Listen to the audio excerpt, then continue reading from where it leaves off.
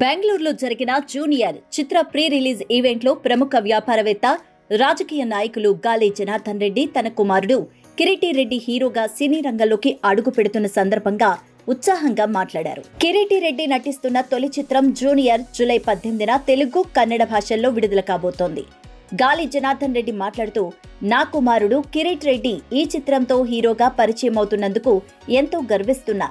కిరీటి ఒక ఫ్యాషన్తో సినీ రంగంలోకి వస్తున్నారు.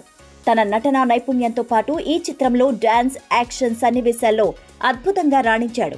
రాధాకృష్ణ దర్శకత్వంలో దేవిశ్రీ ప్రసాద్ అద్భుతమైన సంగీతంతో రూపొందిన ఈ చిత్రం యువతను ఆకట్టుకోవడమే కాకుండా అందరి మనసులను గెలుచుకుంటుందని ఆశిస్తున్నాను. ప్రేక్షకులు కిరీటిని ఆదరిస్తారని, జూనియర్ చిత్రం ఘన విజయం సాధిస్తుందని నమ్ముతున్నాను. నా కుమారుడికి పునీత్ రాజ్ కుమార్ ఆశీస్సులు ఉంటాయి.